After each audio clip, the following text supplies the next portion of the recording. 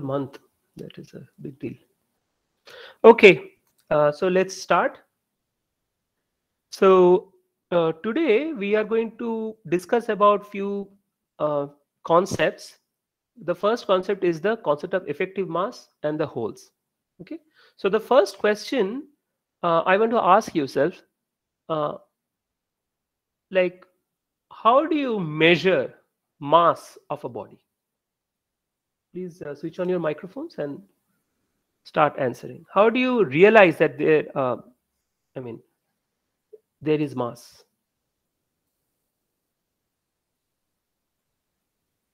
How do you realize? I mean, how do you measure mass? How do you even perceive that there is a mass somewhere? with the help of momentum. Uh, You apply a Momentum. force and check the acceleration. Very good, very good. So that means if you are applying a force, in fact, momentum is also related to that. So that means you need to be in the field of that force. Yes or no? है ना? अगर आप force apply करोगे, तो that means you have to have some kind of uh, the force will always have a field. So now if you have a mass m and here is the force field, so you will never realize that this body has a particular mass unless you bring this mass into the force field. For example, uh, like one of the simplest ways of measuring mass is the weight. Correct? So how like you stand up on the weighing machine and you say your weight is this much. Remember, you are speaking about the weight, not the mass. So the mass is invariant. However, the weight is depends on the force field, as one of you rightly said. So now it turns out that if we have essentially there is our beautiful Earth, okay, and you bring this mass somewhere within the gravitational field of the Earth. So that means where the Earth can essentially pull the mass towards itself. Only then we can think about the weight of the mass. Okay. In fact, this weight is different from the mass, and that is the reason why the best way to measure the mass is through comparison, and that is the reason why you will always notice that people will compare with the balance. Yes or no? So that means you already have the standard weights, and over there you are essentially measuring whether this is, you know, the principle. Basically you see that everywhere, starting from jewelry shop to potato shops. Okay, so now the point is that you are essentially using a balance, huh? But it's not the weight which you are measuring. So the bottom line is the like the perception of mass depends on the force field. Okay, now let us and if you call it what is mass, so the first thing that we have understood is that mass, okay, that is measured or perceived, let us say, only within a force field.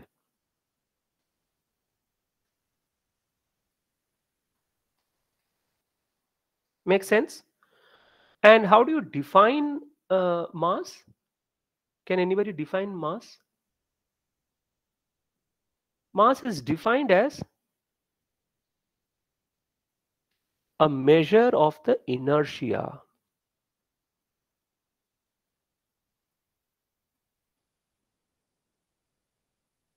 Measure of the inertia of the body or the particle.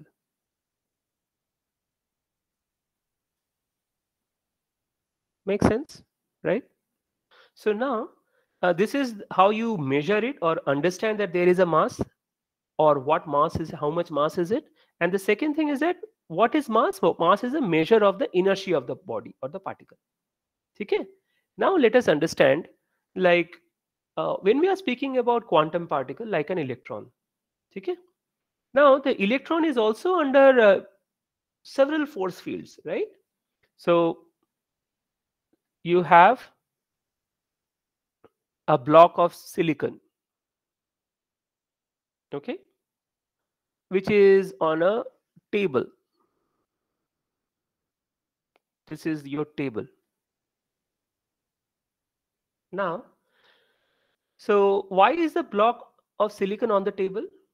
Because there is gravity mg pulling downwards. So that means this block of silicon is essentially having some weight, right? So thanks to the gravitation of the earth, the silicon is essentially stable. It is lying on the table perfectly well. Now suppose this silicon and table block, I take it to the space, that means beyond the earth's gravitational field. What will happen? This silicon block will keep on floating, right? Isn't it? The table will also be floating on its own. However, let's take our earth situations right now. So there is one acceleration due to gravity and mg of the silicon block pressing on the table. Very good. Why is it not moving out? All of us know that there is a friction and all that. Okay, very good. Nice. Now, this is the macroscopic view. Now we look into the microscopic view. Inside the silicon, we all know already that it is a lattice, right? So, I mean, there will be like periodic array of atoms. We have all seen all that, right? So these are the various locations of the atoms. That means the crystal lattice. I'm just showing in one direction, one dimension. There are others also. Okay. So now let us talk about one particular electron over here, which is basically a quantum particle. ठीक है ना? अब देखो क्या मजेदार बात है. Now, if we try to look at the perspective, suppose the electron, you are an electron yourself. Okay, let's imagine that we are electrons inside one silicon lattice. Now, if the electron has got awareness, like, you know, what makes us truly human? Human beings are the only living thing, so to speak, which is aware of its own self. I mean, I'm just digressing a little bit, but this is funny. So, like it has been seen, if you bring a cat in front of a mirror, the cat will always start to scratch the mirror, because the cat always thinks that that its own reflection on the mirror is another cat. It is not aware that that reflection is the cat itself. Okay. Now you can check it out on YouTube. I mean, the person who discovered this got Nobel Prize for this. It was published in Nature, 1960s or something. I think it was Jane Goodall or someone. So that is very interesting. Okay, I'm just digressing a little bit. It's Saturday, so let's discuss. So what happens is, what makes us truly human? It is not part of this course, but it is interesting. Very, very interesting. You will start appreciating that you are human beings. So a cat will always start scratching the mirror. You can check that video on YouTube.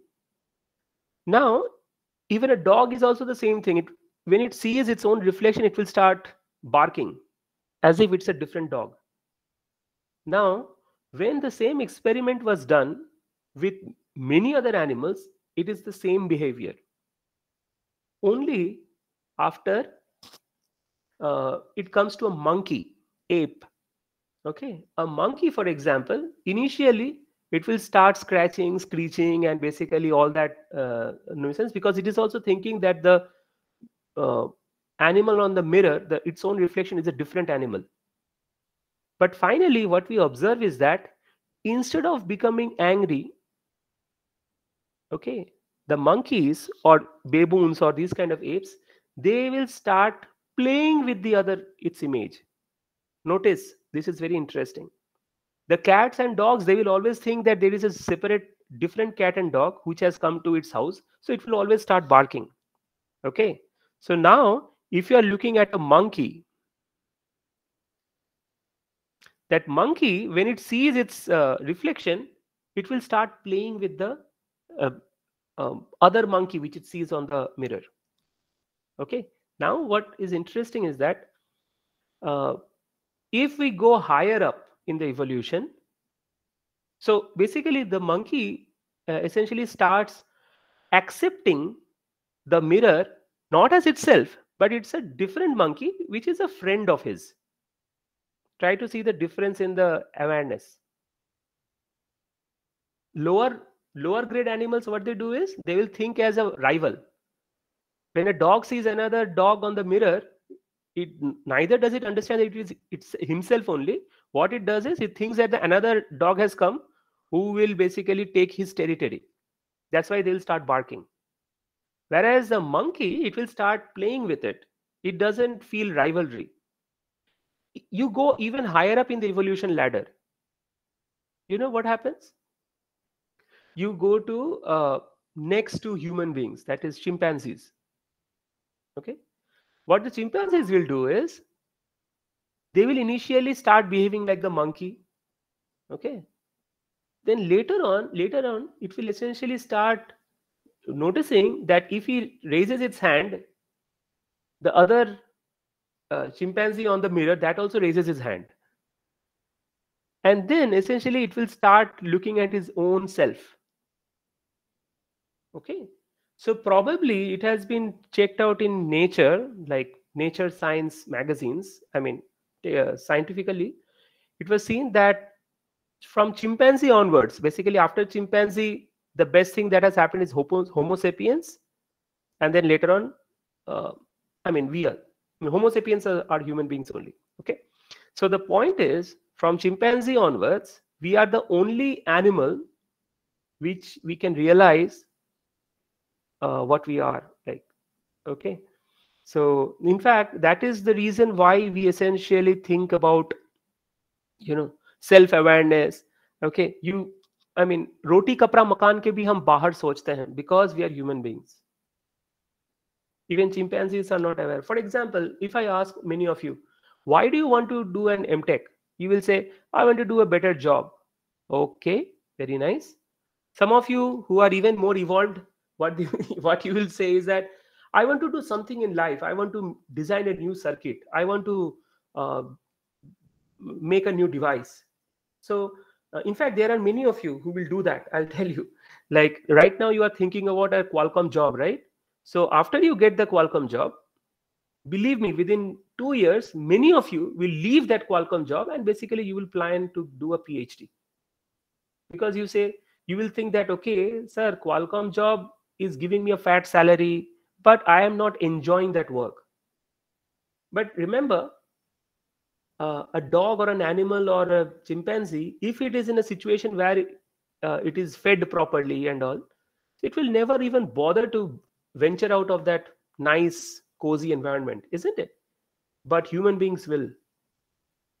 I gave up my Switzerland job because I wanted to do my own research. I gave up USA also. I gave up IIT because my wife is working somewhere in Hyderabad. Okay, so these kind of decisions are taken by human beings alone. Okay, now if a dog is there, it will always run after whatever is best for him. Somebody is feeding him biscuits. Suddenly, another day, another person comes and he is feeding him, say, non-vegetarian. What will happen? The dog will always go for the non-vegetarian person. It will never go for the biscuits because it will always find that. So these are all basic instincts. Okay, but human beings are the ones who will be basically like, what makes us truly human, they will say, no, non-vegetarian is bad for my health, so I will take vegetarian only. Okay, so that makes us truly human.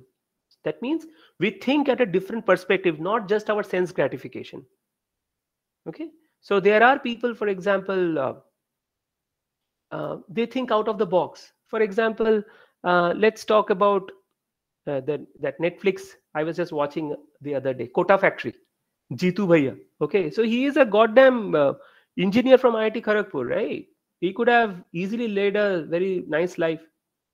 But now he is taking up a challenge in the movie industry, acting industry, movie industry and all that. isn't it? So the whole idea is that what makes us truly human is because we think out of the box. And the more you think like, okay, job ले लिया, शादी करेंगे, एक बड़ा सा BMW खरीदेंगे, मस्ती से जिएंगे, you are slightly better than a chimpanzee. But the moment you think, अच्छा नौकरी तो हो गई, BMW भी है हमारे पास, चलो एक BMW डिजाइन करते हैं, okay, then you are human being. Suppose you start thinking, okay, I have got enough money to buy an iPhone. Let me design a phone which is better than iPhone. Then you are a proper human being. Steve Jobs, he had enough money with Pixar and all that. So he could have easily thought, okay, Pixar mein jitna paise hain, I mean, I can simply, I mean, Pixar, Apple, I can simply, but he was not like that. He said, okay, bring iPod to the world. Let's design something new. Let's do something new. Let's do something new. So why is he always going for something new? Let's learn something new. He was thrown out of Apple and he was just sitting idle at home. So instead of that, okay, let me learn about animation. He learned animation so well. He developed an industry called Pixar, and then Pixar started competing with Disney Pictures. So that's why Steve Jobs is Steve Jobs. So all I'm suggesting is that Steve Jobs is kind of, you know, example of human being, so to speak. Okay? So don't think that getting an admission in BITS or getting an admission in an IIT or getting a good job in that is the end of the line. No, not at all. Okay, this complacency is something which will make you die. As long as you are learning, as long as you are developing new skills, you are alive. The moment you stop learning, you stop growing, you are more dead than alive. Okay, so let's okay, sorry for the 10 minutes. So in the same case, let us understand what is happening from the perspective of that electron. How is the electron aware of it? The electron will feel that it is also feeling one mg, because it is, of course, in Earth's gravitational field, right? So in the solid state material, it is always going to have a weight. Now it turns out that the weight of the electron, if we call it me, that me is only how much? 9.1, 10 to the power of minus 31 kilos, which is very, very small. On the contrary, when it is inside the silicon lattice, okay, in the solid state, it is also under some like field. That field is the electrostatic field. As I have discussed, these are the potentials, right? So it is inside the potential energy and the potential fields are inside the lattice. Now, from that perspective, electrostatics mein to what is more fundamental? That is the electronic charge. It is 1.6 10 power of minus 19 coulombs. Now, something interesting. इसका order देखो और इसका order देखो. Remember, coulomb is the SI unit, kg is also an SI unit. It implies that given the same level of the forces and all, the electrostatic force of attraction or repulsion on the electron will be way more than its own weight. Yes or no? In fact, in the very beginning of class of this course, I told you the forces and their ranges, remember? So since electron is a quantum particle and it has got an electronic charge, so inside the crystal lattice of silicon, that electron is going to have a much stronger force, which will stronger force than its weight. Now, it turns out, how do you define inertia of a body? The inertia of a particle or a body is simply resistance movement. Yeah, please tell me. Yes. It is the resistance to move from a place. Movement. Exactly. That is one way of looking at it. Very good. So that means inertia is basically the resistance of the movement. So that means you can imagine that the inertia is a state of motion of the particle. So either it is resistance, but the moment it has got the enough force or acceleration, it will be the resistance to even stop. Okay. So that means you will notice it is easier to stop a bike moving at 60 kilometers per hour than a car moving at 60 kilometers per hour. Okay, so it's not always a question of resistance of starting the motion. It is also the resistance to decelerate. Starting a motion means basically I'm referring to acceleration.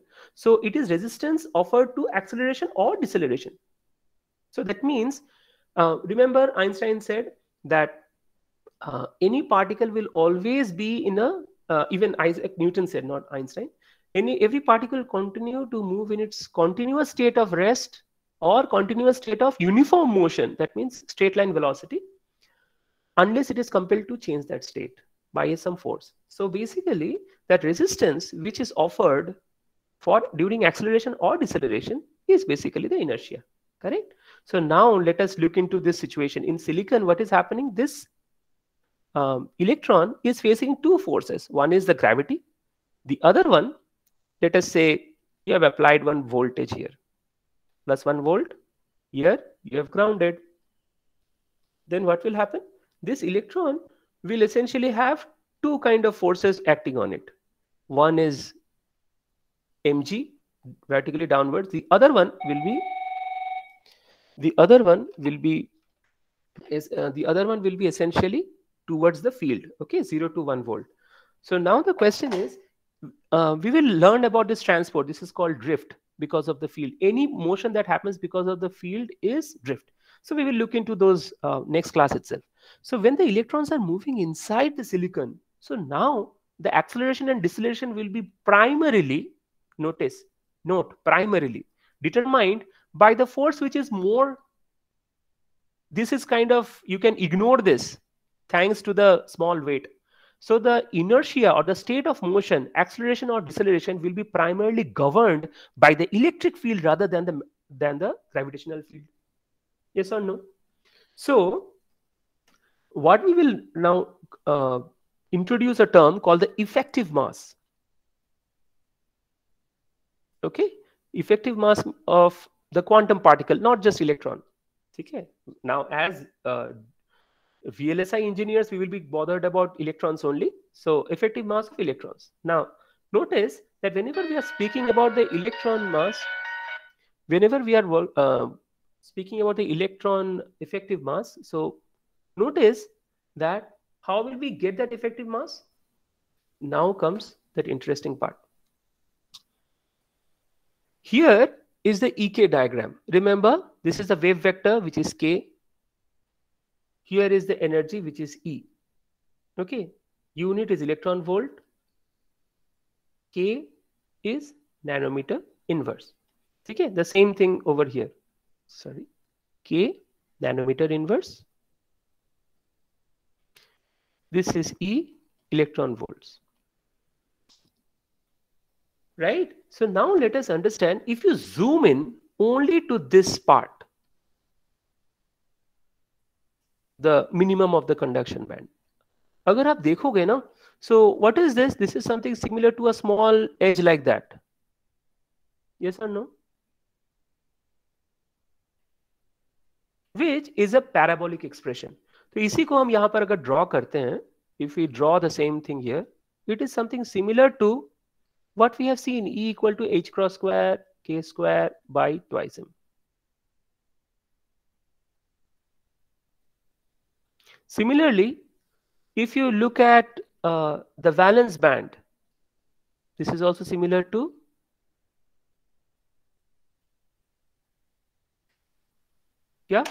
So likewise, let me draw it like this. We will come to direct and indirect band gap semiconductors in some time.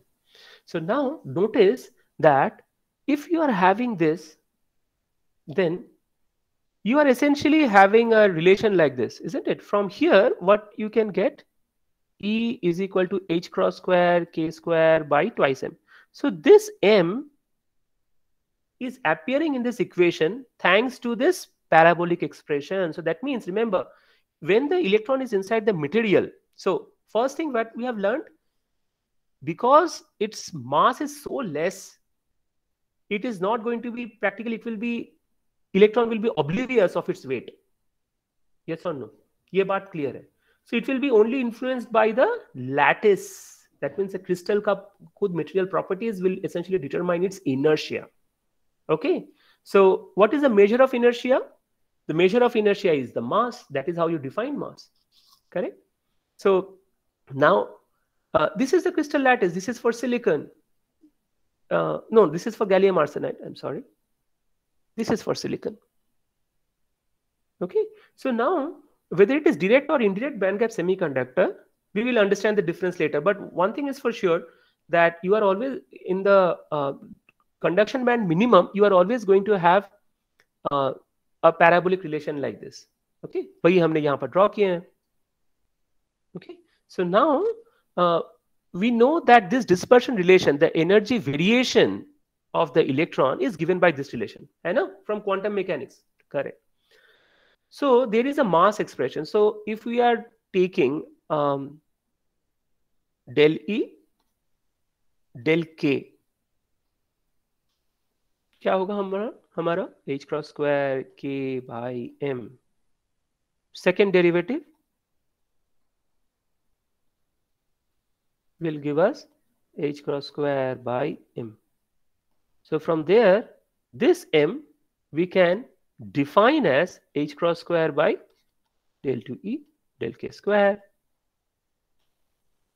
So usually in the textbooks and all, what they will do is they'll put one nice looking star everywhere. I've avoided this throughout the course because I did not want to complicate the situations. Okay? So this is how you define the effective mass. But how did we obtain this? We obtained this on the basis of this particular parabola, right? So that means for the electrons which are at the bottom of the conduction band. Okay? We have not spoken about the holes yet. All right. So this is essentially the effective mass of the holes, of the electrons, right? Okay. So this is essentially the definition of electron effective mass.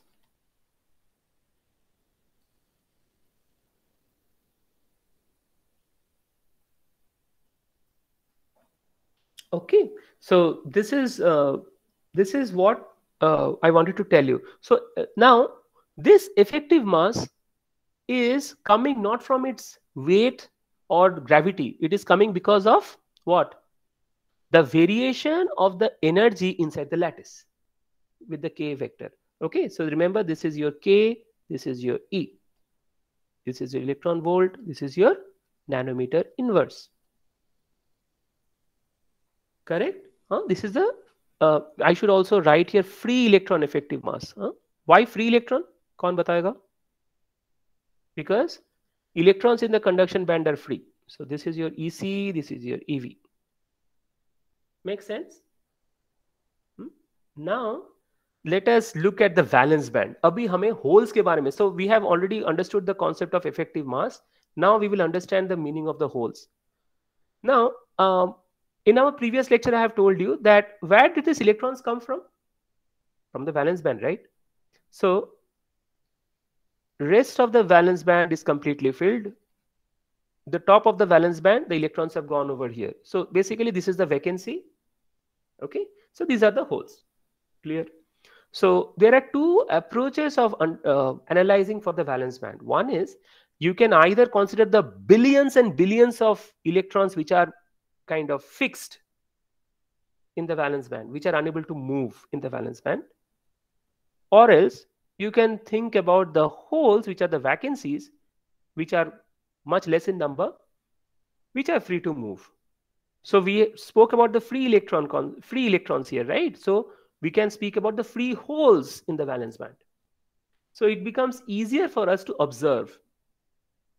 Achha, all of you have seen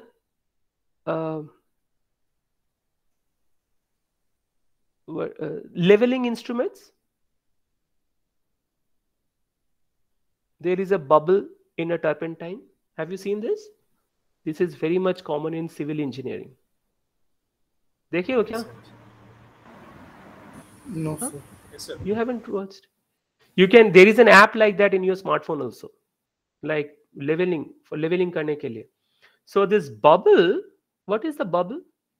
Remember, I mean, I am doing this on a desktop, so I cannot open the video. For example, if you have got a bottle, okay, so you have got a bottle which is completely filled with water or any liquid. Now, if it is slightly empty, so this is filled with water, you will be able to understand that it is partially filled with water thanks to the vacancy. Okay, so what happens is this vacancy or the empty part of the bottle gives you an idea that okay, it is not completely filled. So similarly, it's the same thing with the leveling instrument, the turpentine bubble in the turpentine oil. That bubble basically gives you it gives you an idea about whether it is perfectly at the center or not. Center meaning it is perfectly level. So what I'm trying to tell you, similar is the situation here.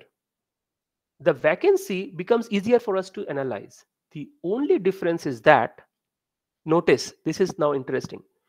यहाँ पर हमने देखा था E is equal to h cross square k square by twice m because it is a upward parabola. But over here we notice that it is a downward parabola. Correct? So we are speaking about the maximum of the valence band. So what is the energy for in the valence band? Minus h cross square k square by twice m. So instead here I had put mn, I'll put mh with a star. So consecutively del E del K square will be equal to minus h cross square by mh star. So from here what do we get? mh star is equal to minus h cross square by del 2E del K square. Okay, so what does it imply? It simply tells us that the effective mass of holes is negative. Okay, ये हमेशा याद रखना. And that is the reason why you will always find that the energy of the holes increases in the lower direction. Okay, increases in negative E axis. ये बहुत important चीज है. Many people are not aware of this. ठीक है ना? Whereas in case of the electrons, it is clearly in the positive direction of the energy. ठीक है? And that is the reason why when we say the lowest energy of the hole is EV. The lowest energy of the electron is EC, minimum of the conduction band. The lowest energy of the hole is the maximum of the valence band. Clear? Thanks to this negative. Very good. ये वाला एक important concept था. Then we excuse me, sir. Yes, please tell me. May I know the physical significance of like energy increase in the holes? Like if more energy is there for electrons, it is free from the impact of nucleus, right? Yeah, so it is free to move. So how does this like hole match is also with the same thing. Hole is also the same thing. So that means whenever actually in the case of holes, what we will observe is that the hole which is exactly at EV, it will recombine with the electron which is exactly at EC. That means why it will recombine? Because the energy of the electron is the minimum one. Energy of the hole is also minimum one in EV. So that means this electron and hole recombination always occur at the same energy levels. We will understand that. So that means an electron which is here will always recombine with the hole which is here. It will never recombine with another hole at the other stage, because let us say this electron is having this much amount of energy higher than EC. Similarly, this hole is having exactly this much amount of higher energy than EV. Okay, so the combinations will always happen, recombinations happen in pairs in which the energies remain the same. Okay, so that means if we are talking about the hole which is here, well, that is at the border of much deeper level, it is always going to recombine with the electron which is at the deepest level. Okay, so the significance basically lies there. So in case of an electron, what we have noticed that lowest energy पहले fill करेगा यहाँ पर, then it will go up increasing, right? Similarly in the holes, the electron which has come in the lowest energy level will come from the lowest energy level, creating the lowest energy hole. उसके बाद जब higher energy में जा रहा है ना electron, it is essentially creating the hole at this energy level. Okay, so if it is depleting this energy level, this electron will go to a even higher energy level. So that means the electron at this energy is essentially the causing the hole in this energy only. Because यहाँ पर तो hole कहाँ से आया है? Because this electron at this energy level only went over there. Got it? Hello? Okay. Yeah. So that means what? You are essentially saying that the existence of the hole is basically because of the vacancy. So if an electron and hole pair, EH pair has been generated at, let us say, 1 electron volt, okay? So it will occupy 1 over here, 1 over there. Okay? So that means higher the energy of the hole or higher the energy of the electron, they are more free to move about. As simple as that. Both in the case of holes and electrons. The only difference is hole energy increases downwards thanks to this negative mass, effective mass. Okay. Now we will just understand the concept of direct and indirect band gap semiconductors. Who can tell me? So we have also done this. अच्छा, direct and indirect band gap semiconductors के बारे में कौन बताए? Gallium arsenide is direct band gap. This is indirect band gap. Anybody, please tell me. Sir, maximum of conduction band and minimum of valency band. I mean, maximum of valency band and minimum of conduction band are aligned. Are aligned. The same K value. Same K value. K value. Very good. But what is the consequence of this? This is what you have said is a property. Yes. What is the consequence? If in the case of indirect band gap, I mean, phonon heat and Exactly. I mean, bolo. I mean, in the Very case good. of direct, light only will come. I mean, heat energy. Exactly. Who is saying this? Ashok? Ashok. No. Ashok, yeah. Then why is that? I mean, in intermediate traps will be there. I mean, it should not fall. I mean, electron will not come. I mean, will not directly come into valency band, but the middle. No, traps. Trap there is is something one which more may level. or may not be. Aviral, tell me. There would be one more level where first the electron will fall down to that energy level and further it comes down to the valence band. Yeah, but that is for the trap. Suppose there is no trap. Does it mean that without traps, these transitions will not happen? Trap Sir, is it is one basically- assistance. It is not necessary. Please tell me, Anant. Sir, it is basically due to the momentum change. This is great. This is great. This is excellent. Okay, very good, Anant. So that is what I'm trying to tell you. First of all, in fact, that is why I kind of postponed this topic until we discussed about the mass. ठीक है? तो inertia, momentum क्या है? Moment of inertia से आता है ना? So that means there are, if you want to measure the mass, it is a measure. Mass is basically a measure of moment, measure of the inertia, as I have written. Okay, perceived within a force field. So that means force is the rate of change of momentum. Okay. So now let us understand this. In certain crystals, what we notice is the conduction band. In fact, I'll tell you one thing. If you are solving the Schrodinger equation, Kronig-Penney model was the very, very basic, simplest way of explaining energy bands. But if you are going deeper into material science, which we are not in this course, so you will find that there are always 3 solutions to your Schrodinger equation. 3 solutions. Okay? Band structure calculation के लिए 3 solutions होता है. And that 3 solutions are number 1, number 2, number 3. This is for the holes, of course. This is number 1, number 2, number 3. Okay.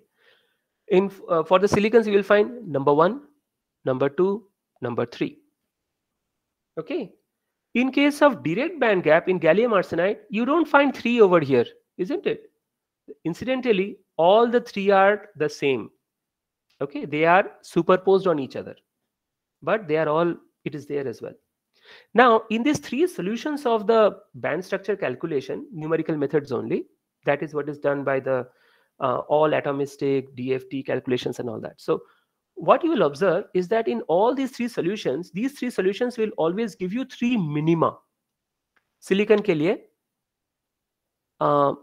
this is one minima, this is another minima, and this is another minima. I have not shown germanium, but it's okay. This is one local minima, this is another local minima, and this is another local minima. Correct? Now, when we are essentially talking about direct bandgap semiconductor, the local minima, which is aligned with the maximum of the valence band, that means the same k value, wave vector, that is the global minima of the conduction band. So you can basically ignore the other solutions. Okay, so what happens whenever there is a transition, it will always try to do the transition in the lowest energy state. The lowest energy transition kya hoga? Between this point and this point. Okay, right? So this point is called the gamma point. Okay, we will come to that later. तो यहाँ पर हमारा क्या होने वाला है कि we have got by the way, you can ask like, why is it that always the maximum of the valence band is exactly at the origin? Well, the origin is placed over there. So that is how you draw the EK diagram. So wherever is the maximum of the valence band is the k equal to 0 point or the gamma point. So this point 0 is, this is called the gamma point. That is called gamma valley, if you can see here. Okay. Similarly, this is also the gamma point, that is k is equal to 0. Okay, so now let's understand this. So this is the smallest one. In this case, what is happening is we have got three minima, local minima. The global minima happens to be only that one. Okay, so if we want to have a transition, that means electron hole recombination, ya फिर electron hole generation, that transition will always happen between this point and this point. Okay, now energy का तो हमें पता चल गया है. So that energy is basically Eg. Here this is defined as the Eg. But the trouble is, if you are trying to draw one projection, there is a change in delta k value. In this case, in this transition, what is the delta k? Always 0, isn't it? Because it is aligned with the maximum of the valence band. Correct? Now, remember, P was equal to H cross K, isn't it? Therefore, delta P will be equal to H cross delta K. So, whenever it is direct bandgap semiconductor, this is equal to 0. For an indirect bandgap semiconductor, sorry.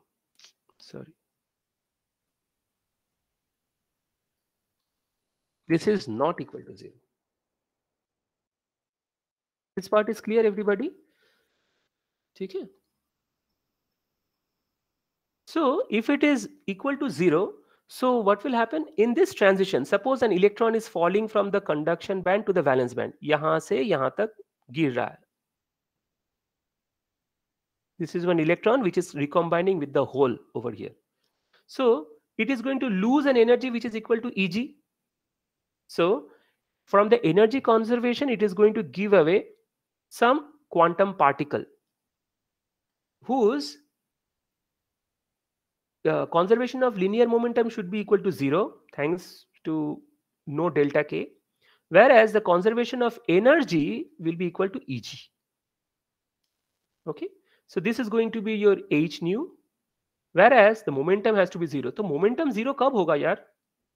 Only when the mass is massless or m is equal to 0. Excuse me, sir. Yeah. So photons have momentum, no, sir. So what about that? No. Okay, listen. So this mass, it is going to be massless. Okay. Whereas in this case, what is happening is the delta k is not equal to 0. Definitely not equal to 0. So therefore, delta p is also going to be like this. Now it turns out that So if we want to conserve this kind of a variation, so that electron is jumping from here to there, then conservation of energy says that it has to emit a quantum particle whose delta E is Eg, h nu, and its delta P should be equal to h cross delta k. However, that is equal to m into v, let us say. Okay. Now, photons are the particle which are practically massless. Photon are massless. Okay. Practically massless. So that means whenever, although we are showing it exactly aligned with k, the minute like micro electron volt or some whatever is the value of, it's not electron volt, so whatever small value of k variation will be adjusted with the photons. Photons are massless particles. So that is the reason why the photons will be emitted only for direct band gap materials. Okay. Whereas, and since they are photons, they are massless because they are able to move in electromagnetic radiation. I can go into that also, why photons are massless. That will require a little bit of relativity. I am not very good in relativity, but I know a little bit of special relativity. So in special relativity, if you're interested, I can basically tell you that why photons are massless, whereas phonons are not. But remember, that has got to do with the velocity at which these particles propagate. So photons will propagate at the speed of light. ठीक है, हमेशा याद रखना, photons are electromagnetic radiation particles, so that means they will propagate at the speed of light. So since they are moving at the speed of light, its mass is practically zero. That is why the momentum conservation for photon is always zero. So that's why direct band gap will always give you photons. Now, which frequency it is, that will depend on the band gap Eg. So which wavelength of radiation you will be getting. So अगर आप LED laser बनाने हैं ना, so the wavelength of the photons which are emitted, that will be given by this delta E. Delta E is basically Eg. Sorry, I'll simply put C is equal to nu lambda, right? So C is equal to by nu photons. This is equal to Eg, and here will be H.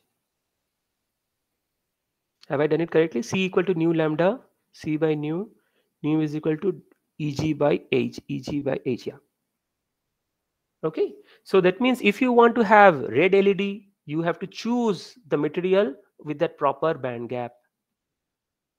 Okay, if you want to have blue red LED, you have to choose the material with that proper band gap. So whenever we say new revolution was white LED, green LED, so different colors of LEDs, basically you have to do the band gap engineering. So this is where we call as band gap engineering.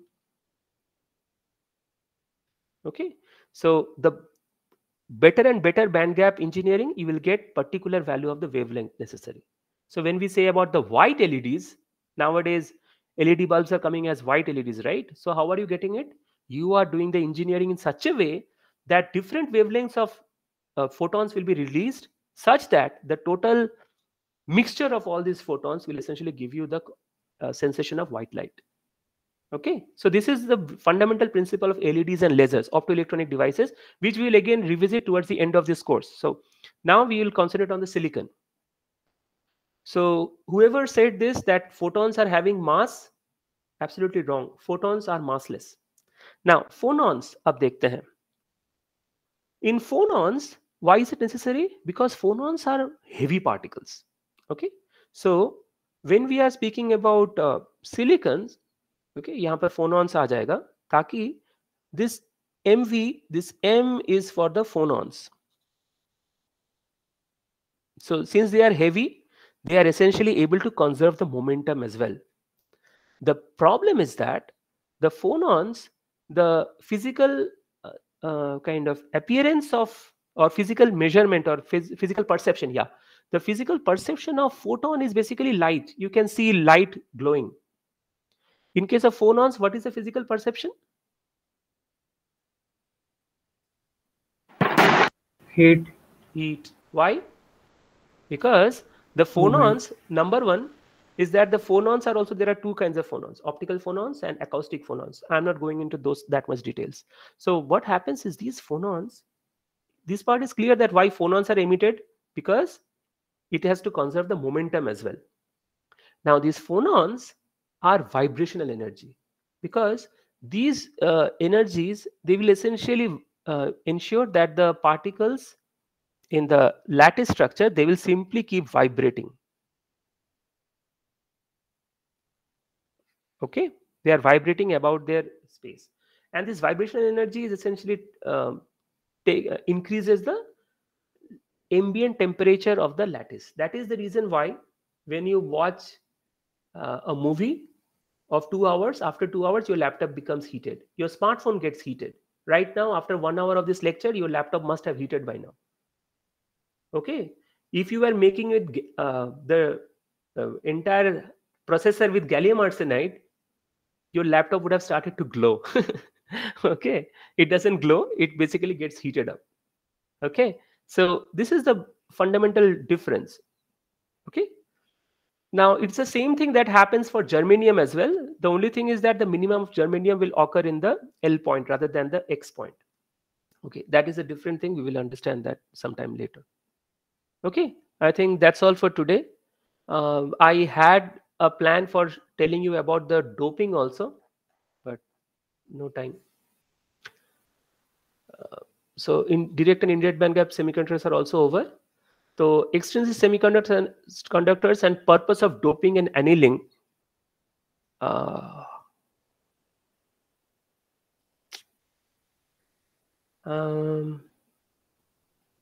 Can I take a few extra classes?